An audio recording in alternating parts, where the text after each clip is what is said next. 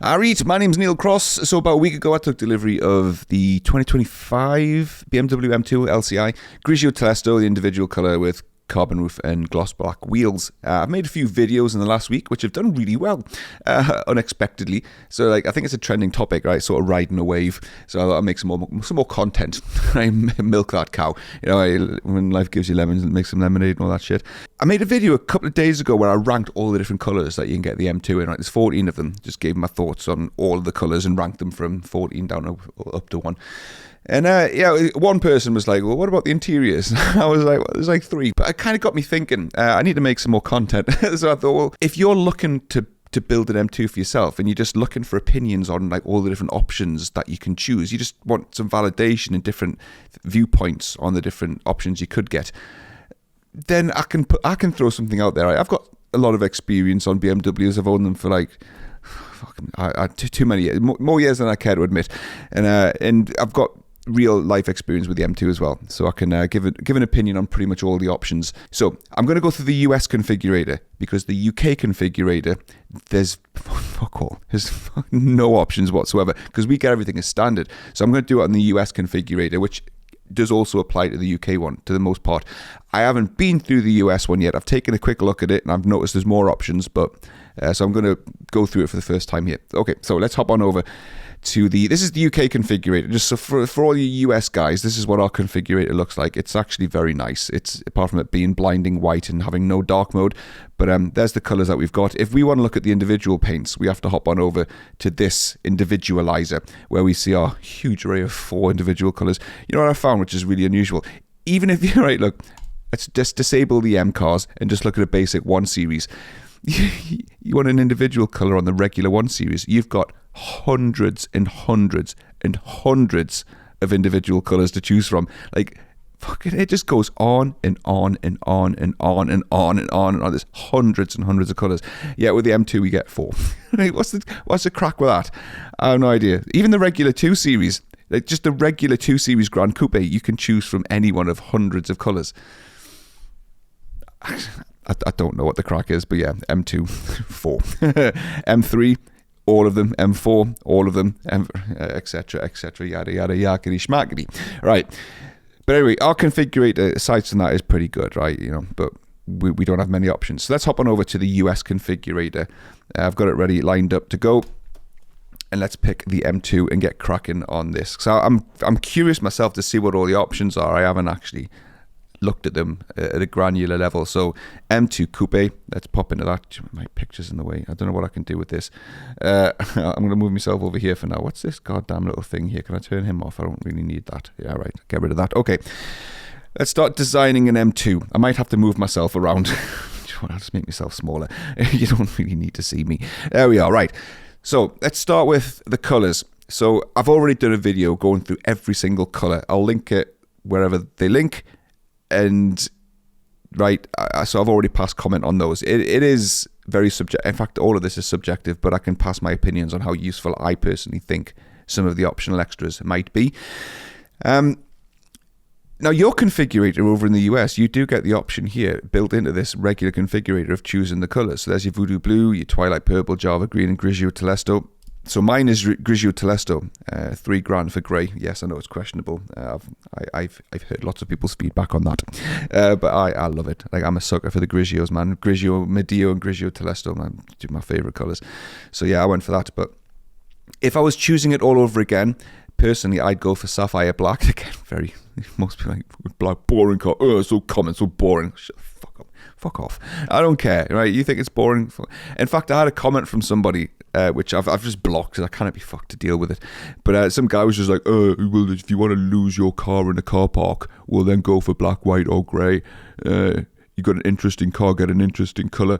And I just wrote back and I was like, mate, if you struggle to find your car in a car park because it's black, well, then you've got bigger issues to deal with than what colour your car is, mate. Just stop being a fucking moron. So I just fucking blocked. I can't be arsed to deal with that shit. But the M2 in black looks lethal, man. It's an absolute weapon. White. There's a guy that I've been talking to through the comments called Nicholas Driving School. If you're watching, mate, hello. He's chose his in white. It actually looks pretty good with the contrasting black wheels and some of the black parts. You know, the various bits of body fitments. It looks pretty good. But it's still the least of my favourite colours. I'd go for Sao Paulo yellow personally, or sapphire black. So I'm going to stick with Sao Paulo yellow on this one. It looks phenomenal. It really does. Honestly, it's so good. It looks so good on the M2 Sao Paulo yellow. But it's entirely up to you. So a lot of people love the Portimao blue. I'm not a fan. Frozen Portimao blue looks really nice. And again, there's quite a few people like skyscraper grey. Me personally, again, not a fan. But it's each to their own. Okay, the wheels. Same as the UK, you've got the gloss black, you've got bright, well, the full silver unicolor, or you've got bicolor, which is like diamond cut with, I don't know what, it actually looks black. Yeah, the 666M wheels on the F generation was like an anthracite, dark, diamond cut style wheel, and then the interior was like really dark gunmetal. Like it wasn't black, but it was fucking lovely bicolor on that 666M. Previous generation M car wheel. But yeah, me personally, like this, just all bright silver, I really don't like it. It just looks like an average wheel to me, right? That's not an M wheel to me personally. I think a lot of people think black's sort of played out and common, and you lose the detail in the wheel. But on a bright day, because it's gloss, the light reflects on the contours of the wheel, and it really makes the wheel stand out. You don't lose the detail in it. But I completely understand why people think that it's common, blah blah blah. Which is, it's fine. That's you know, if you think that, that's correct, right? Your opinion matters when you're choosing your car. Just don't be a dick and say that somebody else is a dick for choosing what you don't like. That's just being a dick. It's just being a complete and absolute prick. So anyway, so yeah, you've got the gloss black bicolor and standard silver. Personally, gloss black for me. Okay, let's look at the other. How do I get the other options? Keep building your car. I'd love to. Right, interior up here, I guess. What do we got? All right, okay, like this image. This is a lot better than the UK's image. I like it. So you've got 3 selections for your interior, which really sucks. It would have been really nice to be able to put in something like a Silverstone leather, right, or a cognac. I'm not a fan of cognac, right? I don't know if that's, I very nearly said an age thing. I apologize if you've got cognac. It's not an age thing, but I just visual, like, for cognac's brown. Let's be clear, it's brown. In the UK, like a lot of Jaguars, right, really old man Jaguars had like brown interior with like the walnut trim. It just reminds me of that, but I know it's not, right. It can look cool. It can look cool. So yeah, but it's not there anymore anyway. We've just got black with red highlights, so it changes the outer sort of, it's not like piping, but right, the outer panels of the seats to make them red. I must admit, this does look really nice when it's contrasted against the actual car being red itself, but no, you just wouldn't put a yellow car matching that with red. No, you just wouldn't. This though, I'm all about this. Right, the M color highlights with the black leather. So the leather's Vanaska. I've just been told it's very similar, if not the same as the old Dakota leather, which was basically the bog standard sort of entry level leather you'd used to get in sort of the regular 3 and 4 series. It's not the best leather, I must admit. I originally thought it was fake leather because it feels like that. It feels like this chair here that I've got, right? This is just PU leather, right? It feels like that. It's not the best. They really should have put merino in the M2. There's no excuse for not having it in, right? I mean, come on. How much cost cutting do you want to do before you start making people feel like they're in a bit of a cheap car? And the Vanaska leather, it's close to feeling like that. However, this looks amazing. I love that. Mine doesn't have this because mine was a pre-order. The dealership built it, and it was on its way over from Mexico to the UK when I saw it on the system and said, that's the one for me, I want that one. So I wasn't able to choose this, but if I was doing it all over again, 100%, 1,000,000%, I would have gone for the M Colour Highlight, but it wasn't worth cancelling my order and waiting sort of 3, 4, 5 months for a built order. I've gone for this one here, the black with blue stitching, which it's fine, right? You do miss that extra bit of flair on the interior, but it's the same seat, right? It doesn't make that much of a difference. And it still works. So yeah, me personally, I've got the lesser of the interiors, but I say lesser of the interiors just in terms of visual flair. That's what I mean. The trim. So this baffles me. It really does. Like, I don't know who in their right mind would choose the brushed aluminium interior for an M car. And I don't know why BMW think it's okay to charge $800 for just what, like, it basically, this silver strip here, it changes that to carbon fiber. $800 for that? Really? Are you sure? Are you sure about that? What's your margin on that? Do you want to tell us what the margin is on that? No, I don't think you would do, because it'd be fucking uproar. But yeah, $800 for that's ridiculous. This rumbicle, I've never seen that word before in my life, but it's almost like a hammered, indented, sort of embossed aluminium. That doesn't look terrible. I like that, but there's no world where I wouldn't choose carbon fiber. You've just got to, right? It changes the steering wheel, right? You get the carbon fiber trim around the steering wheel as well. I don't know what does it do with the center console. Does this go? Yeah, it does as well. Nah. See, it's got to be. Nah, it's got to be carbon fiber for me all day long. So that's the interior trim, and that's the options you've got. With very, very limited options on the M2 for some reason, but is what it is. It's good. I suppose it's good in a way. It's less for you to think about and ponder over, right, and be indecisive about. Additional packages, right? Okay, what we got on carbon package? Carbon bucket seats are merino leather, but I think you still get Vinasca on the back seats, which is a bit of a mismatch. I didn't have the choice of going for the carbon bucket seats, and if I'm honest, I probably wouldn't do, because adding $4,000 for the individual paint, plus $4,000 for the carbon bucket seats, plus an extra $2,000 for the carbon roof that you need when you go individual, you're into the 70 plus high, nearly 80 grand, which you're fast approaching M3 money if you put everything in, and it's a tough ask. But yeah, here's the carbon package. So the carbon package goes the M carbon roof, carbon fiber interior trim, carbon bucket seats in merino leather, which is definitely nicer than Vinasca, with the M tricolours around the back. It's a lot. That's $10,000, man. Yeah. You can choose the carbon roof separate to in the carbon trim separate. It's basically all about those bucket seats. It's whether or not you want those. So the carbon package, I wouldn't really add that on. I'd pick the bits individually. Lighting package, what does the lighting package include? Adaptive. Oh, you've got to be joking me, right? So this is where you guys get nickeled and dimed. I mean, in the UK, this is just standard. Adaptive full LED lights and automatic high beams. Yeah, that's standard in the UK. You've kind of got to, right? You're buying an M car, you've kind of got to have that, surely. I mean, come on. That's it's ridiculous that that's not in here, right? Options. Let's go for safety options first, right? M shadow. Oh my god, that's not included in the? Are you joking? That's not included in the lighting package. You've got to pay 250 quid to block the headlights out. Wow. Again, standard in the UK. The shadow line lights have got to be put on the M2. They've just got to be. You can't not have that. I don't think I know what an M2 looks like without this. We don't have that here. They've all got shadow line lights over here, but that's got to be in there. Active cruise control, right? This is an option in the UK as well. And personally, I didn't go for it, and I wasn't even slightly bothered. I think it's the distance, isn't it? It's the distance control to the vehicle ahead. In all honesty, I would even if I had this, I would never use it. I will never, at this point in my life, put that much trust into a car to control its speed. Not when you think about what's at risk.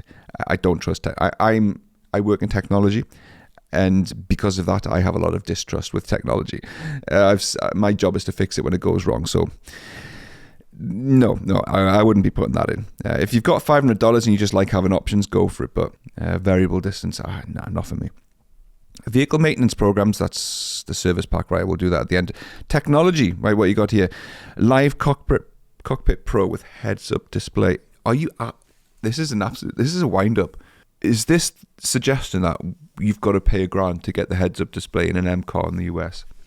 So again, standard in the UK. Like that's disgusting. That like you've got to pay that. You've got to have. I mean, you don't have to, but what's a modern M car without a heads-up display? I don't know what Live Cockpit Pro is though. Like adds headed with M specific content. So it's basically just the heads-up display then, right? $1,000 for that is a fucking joke. Honestly, the heads-up display so far, I'm not massively impressed. By default, the heads-up display is like a blue bar with the speed on it, and then it's got the active sort of speed limit sign of the region that you're in. That's it. You can change the car into sport mode, and the heads-up display changes to like a rev counter, and it's a little bit more involved. But like just starting up the car and going, it's a really boring heads-up display. Like there's just no incentive to look at it. There's not really a lot of relevant information there, and it looks really dated. It's just like I say, it's just this blue bar with your speed on it. Once you've got sat nav on, yeah, you do get like the map superimposed into the heads-up display, but that's when it starts to be a little bit more interesting and a little bit more useful. But $1,000 for that, man, Jesus Christ, you've got to have it. But that's a joke. It really is a joke. Right, convenience options, remote engine. Oh, remote engines, we don't have that here. We don't have remote engine start in the UK. I wonder if that's due to emissions or some kind of legal thing. I don't know, because there's no reason why we can't have remote engine start, but we don't have it. It's not in our apps. It's not an option. We get remote ventilation, but it doesn't turn the car on, so we can't remotely start our engines over here. Would I use this? Probably not. No, I don't think I'd want to remotely start my car and just leave it ticking over outside. In the UK, generally speaking, our housing estates are very densely populated, and I don't think many of us would feel comfortable leaving our cars sort of ticking over in the street whilst we're in the house. If you live in a sort of a remote part of the country where there's nobody for miles, right? You're on a farm somewhere or like a barn conversion in the middle of nowhere, and there's zero chance of anyone walking past, go for it, right? Sure. But in your average housing estate over here, just no, you wouldn't do that. Heated steering wheel, Christ. Yeah, this again, standard in the UK. It's not an option. $200, absolutely. 100%. The heated steering wheel is lovely. It heats up really fast, and it just feels nice, especially obviously in the winter. It makes a massive difference. The M carbon roof. Okay, so this is where we start getting into the realms of entirely personal preference. But for me, the M cars need the carbon roof just for the aesthetic. It makes a huge difference to the look of the car, but it's $2,600. Ouch. And a lot of people value a sunroof. I think you guys call them a moonroof. Why do you call them a moonroof? It's just to be different. I don't know. I don't know who was first. I don't know. Nobody's right, nobody's wrong. But yeah, for me, the carbon roof has got to be put on there, but it's $2,600. Like, I'm not adding that because of like weight reductions, right? I'm not like an elitist, like, oh, I've got to strip out all the weight of the car, right? I need to take a shit before I drive my car to remove 2 pounds. Right? Well, come on. Oh, yeah, how far do you go with that? But it just looks badass, man, having the carbon roof on, especially when you've got like a lighter coloured car. Like the Zandvoort blue, Sao Paulo yellow, that carbon roof's going to look absolute fucking sick. It really does, but $2,000, man. Ouch. And if you do go for an individual colour, you've got to put the carbon roof in anyway. Parking assistant, fuck me. Standard in the UK, again, it's just out the box. There it is, $200. So does this mean that if you don't put that in, you don't get the rear camera? Like, the parking assistant, I guess this will include like all the bits and pieces for like assisting your parking, like automatic reversing and stuff. Parking assistant searches for parking space and does the parking for you at the drop of a command. Who wrote this? The drop of a command. It's very casual. Ultrasonic sensors, fuck me. In the side indicator, search for availability when traveling at low speeds. Illuminate arrows indicate parking is available on the right side of the road. Semi-autonomous driving feature will take care of steering in the car and parking space in the back. This is blah, blah, blah, blah, blah, blah, blah. Mate, for $200, just put it in. Like, if you don't have the reverse camera, then you're at the bare bones, really, of technology that's in the car. Right? Because there's no 360 camera, right? You've probably still got the augmented sat-nav, which... It's just crazy, you know, to have a car that's got augmented reality sat-nav, a camera pointing forwards for the sat-nav, but no reverse camera, and just have the beepers. So you've just got to put, for $200, just put it in, man. It's a no-brainer. I personally don't use the autonomous parking, right? In no world will I allow the car to reverse itself into a tight space. If it bounces itself off the curb and scratches the alloy, like, I wouldn't even be angry because I'd have fully expected it to do that. Wireless device, oh my God, yeah, again, standard in the UK. What the fuck? $200? Are you winding me up?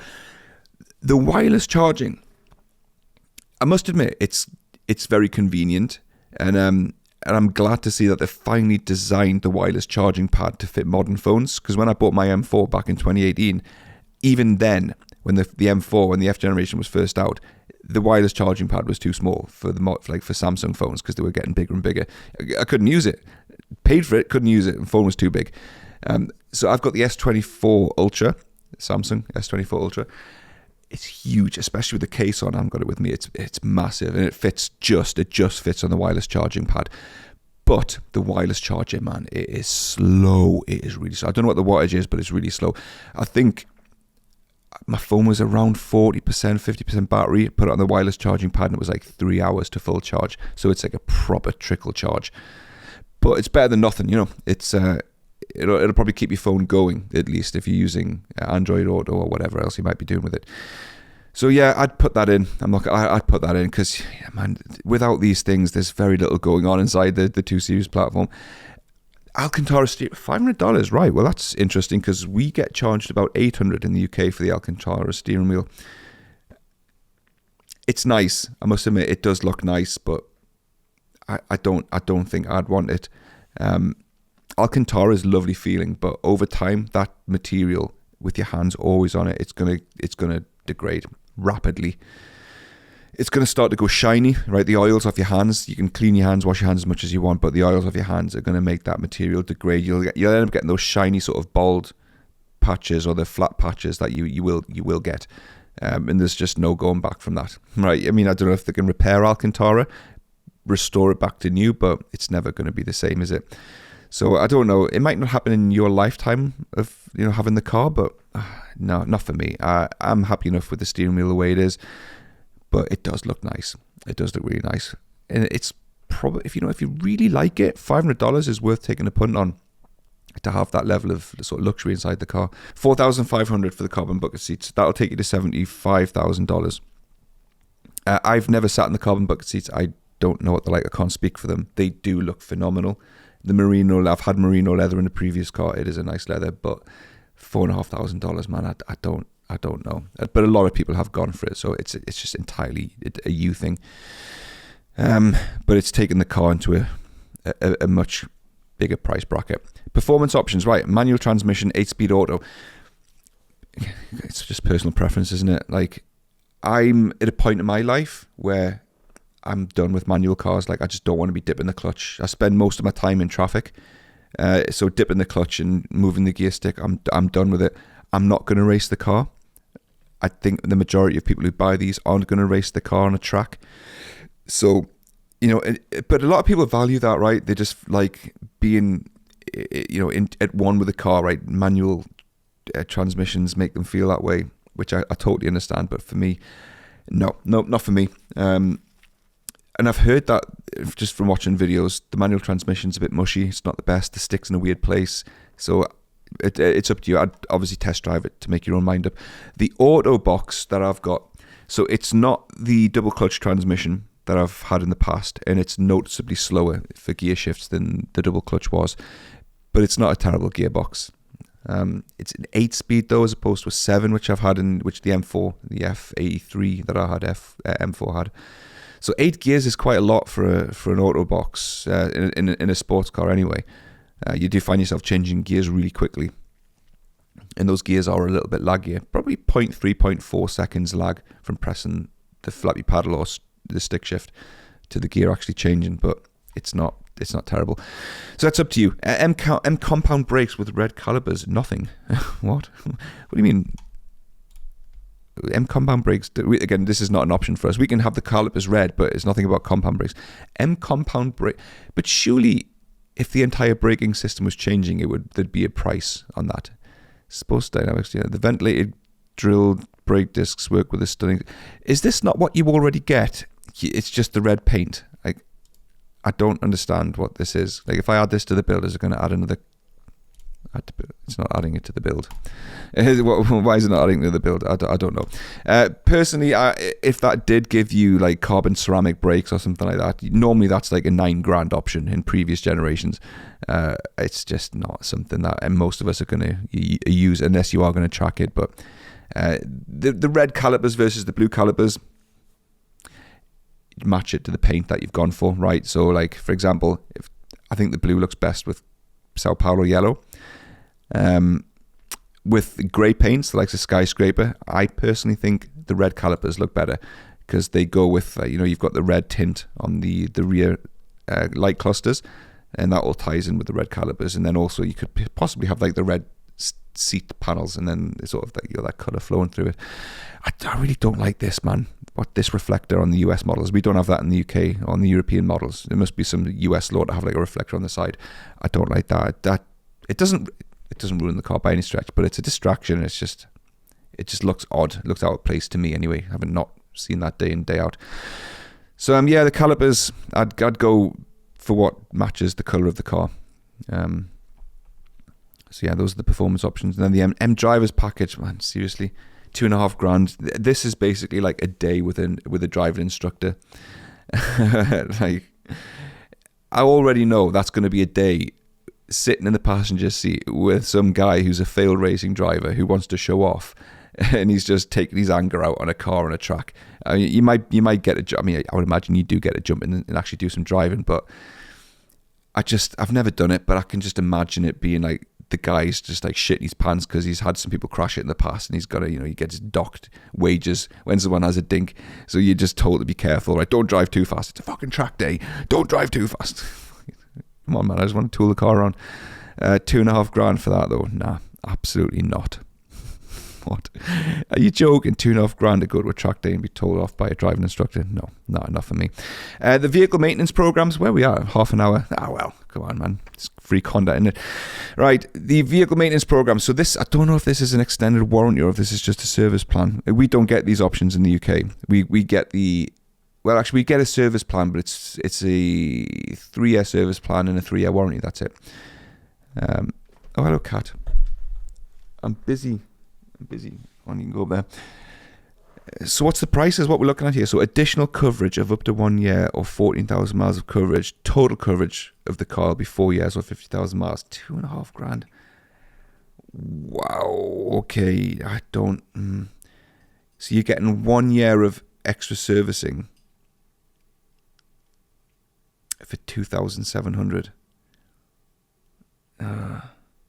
Having said that, though, BMW Ultimate Care Plus, $850 for replacement of specific. Hang on a minute, what's this? Replacement of specific wear and tear. Purchase this BMW Ultimate Care at replacement of specific wear and tear. Brake pads, white blades, money. That sucks. Hang on a minute.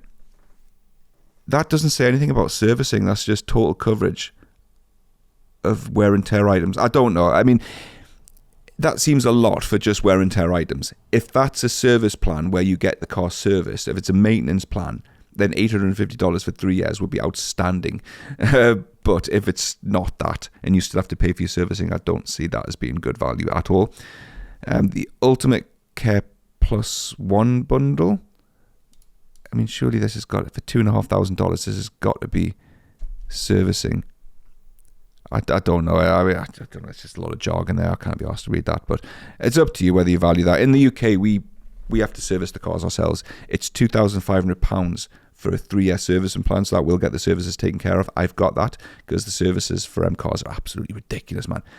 It's like you're talking over £1,000 for the major service. So you've got your running service, you've got your minor service, you've got your major services. The minor service is just an oil change. A major service is a complete engine check. It's everything out. Take a look at the internals of the engine, check it over, and you're talking over £1,000 for that service.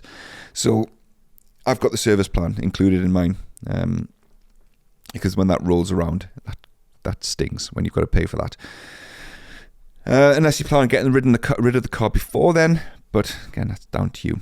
But yeah, that's my opinion on all the different options that comes with the M2 in the US configurator. Very different animal to the UK configurator. I'll show you what it looks like in the UK, man. We get the colours, we get the wheels. So you've got your bi-colour and your silver wheels, right? There's the bucket seats and the three options. Your interior trims, and then you come down to the additional extras. We've got nothing for communication. Everything's standard. Exterior equipment. You can remove the M2 badge. You can add red calipers for £275. There's the sunroof for £875. Some people do value that, and there's your carbon roof. That's it. Right, so shadow line included. Right, all the black glossed out, right, trim. That's obviously it's got to be there. Folding mirrors, sun protection glass, all standard. The Alcantara steering wheel's $430.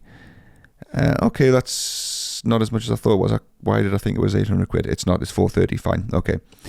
There's the carbon bucket seats. Everything else is standard. Safety and security, apart from cruise control, all standard. Right, your driving assistant, your high beams, your heads-up display, all standard.